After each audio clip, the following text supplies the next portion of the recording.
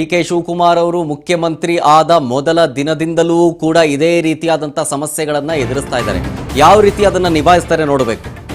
ನೋಡಿ, ನನಗೂ ಬೇಕು ಸಚಿವ ಸ್ಥಾನ ಬೇಕು ನನಗೆ ಅಂತ ಹೇಳಿ ಒಬ್ಬರಾದ ಮೇಲೆ ಒಬ್ಬರು ಆಕಾಂಕ್ಷಿಗಳು ಎರಡನೇ ಲಿಸ್ಟ್ಗೆ ರೆಡಿ ಆಗಿದ್ದಾರೆ. ಈಗ ಆಲ್ರೆಡಿ ಕ್ಯೂನಲ್ಲಿ ಕ್ಯಾಬಿನೆಟ್ ಎಂಟ್ರಿಗೆ ಆಕಾಂಕ್ಷಿಗಳು ಬಿಗ್ ರೇಸ್ ನಲ್ಲಿ ಬಿದ್ದಿದ್ದಾರೆ. ಕಾಂಗ್ರೆಸ್ ಪಾಳಿಗೆದಲ್ಲಿ ಸಚಿವ ಸ್ಥಾನಕ್ಕೆ ಆಕಾಂಕ್ಷಿಗಳು ಲಾಬಿ ಮಾಡ್ತಾ ಇದ್ದಾರೆ. ಜಿಲ್ಲೆಯಲ್ಲೂ ಆಕಾಂಕ್ಷಿಗಳು ಕಸರತ್ತು ಮಾಡ್ತಾ ಇದ್ದಾರೆ, ಶಕ್ತಿ ಪ್ರದರ್ಶನ ಮಾಡ್ತಾ ಇದ್ದಾರೆ, ಸಂದೇಶವನ್ನು ಕಳಿಸ್ತಾ ಇದ್ದಾರೆ. ಬೇಳೂರು ಗೋಪಾಲಕೃಷ್ಣ, HR ಗವಿಯಪ್ಪ ಭಾರಿ ಪೈಪೋಟಿಯಲ್ಲಿದ್ದಾರೆ. ಸಚಿವ ಸ್ಥಾನ ಕೊಡಬೇಕು ನಮಗೆ ಅಂತ ಬೇಳೂರು ಗೋಪಾಲಕೃಷ್ಣ ಅವರು ಪಟ್ಟು ಹಿಡಿದು ಕೂತಿದ್ದಾರೆ. ಡಿ.ಕೆ. ಶಿವಕುಮಾರ್, ಹರಿಪ್ರಸಾದ್ ಅವರನ್ನ ಭೇಟಿಯಾಗಿ ಮನವಿಯನ್ನ ಮಾಡಿದ್ದೀನಿ. ನಾನು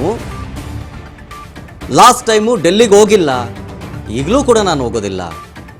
ರಾಜ್ಯ ನಾಯಕರೊಂದಿಗೆ ನಾನು ಮಾತಾಡ್ತಿದ್ದೀನಿ, ಅವಕಾಶ ಕೊಟ್ಟರೆ ನಾನು ಕೆಲಸ ಮಾಡ್ತೀನಿ ಹೀಗಂತ HR ಗವಿಯಪ್ಪ ಅವರು ಹೇಳಿದ್ದು. ವಿಜಯಪುರದಲ್ಲಿ ಗವಿಯಪ್ಪ ಅಭಿಮಾನಿಗಳಿಂದಲೂ ಕೂಡ ಪೂಜೆ ಪುನಸ್ಕಾರಗಳನ್ನು ಮಾಡಲಾಗ್ತಾ ಇದೆ.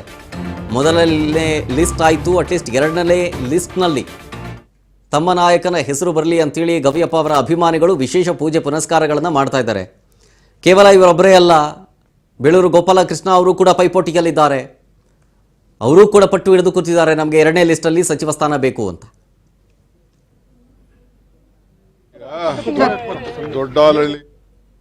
ಹೇಳ್ಕೊಂಡಿದ್ದೇನೆ ಹರಿಪ್ರಸಾದ್ ಸಾಹೇಬರಿಗೆ, ಡಿ.ಕೆ. ಶಿವಕುಮಾರ್ ಸಾಹೇಬರಿಗೆ, ಮುಖ್ಯಮಂತ್ರಿಗಳಿಗೆ, ಅವ್ರಿಗೆಲ್ಲರಿಗೂ ಕೇಳ್ಕೊಂಡಿದ್ದೀನಿ. ಸಿದ್ದರಾಮಯ್ಯ ಸಾಹೇಬರು ಕೂಡ ಇವತ್ತು ಹೋಗ್ಬಿಟ್ಟು ಅವ್ರಿಗೂ ಕೇಳ್ಕೊಂಡು ಬರ್ತೀನಿ.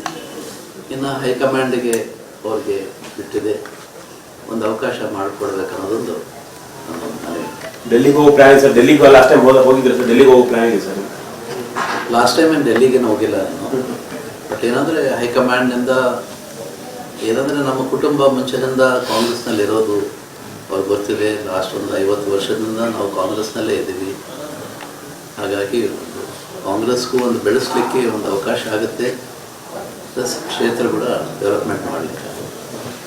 ಸಮುದಾಯದಲ್ಲಿ ಪ್ರಬಲ ಆಕಾಂಕ್ಷಿಗಳಿದೆ ಸರ್, ಯಾಕಂದರೆ ಬೇಳೂರು ಆ ಕಡೆ ಮಧುಮಂಗಾರಪ್ಪ ಅವರು, ಡಿ.ಕೆ. ಸಾಹೇಬರೆಲ್ಲ ಅವ್ರ ನಡುವೆ ಹೆಂಗೆ ಸರ್ ಲೆಕ್ಕಾಚಾರಗಳೆಲ್ಲ ಆಗ್ಬೋದು ನಿಮಗೆ?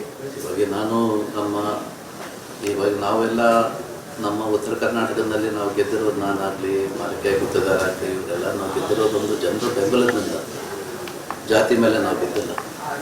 ಹಾಗಾಗಿ ಒಂದು ಅವಕಾಶ ಮಾಡಿಕೊಟ್ರಿಗಿನ ನಾವು ಜನಕ್ಕೆ ಒಂದು ಸೇವೆ ಮಾಡಲಿಕ್ಕಾಗುತ್ತೆ.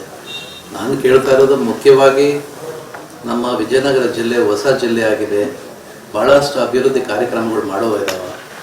ಹಾಗಾಗಿ ಇದಕ್ಕಂದ್ರೆ ಭಾಳಷ್ಟು ಹಿಂದುಳಿದಿರೋ ಕ್ಷೇತ್ರ ಎಲ್ಲ ಕಂಪ್ಲೀಟ್ ಹರಪನಹಳ್ಳಿ, ಹಳಗ್ಲಿ, ಹಗರಿಬೊಮ್ಮನಹಳ್ಳಿ, ಕೂಡ್ಲಿಗಿ, ಕೊಟ್ಟೂರು, ಹೊಸಪೇಟೆ ಎಲ್ಲ ಭಾಳ ಹಿಂದುಳಿದ ಕ್ಷೇತ್ರ, ನೀರಾವರಿ ಆಗಿಲ್ಲ ಇವಾಗ ತನಕ.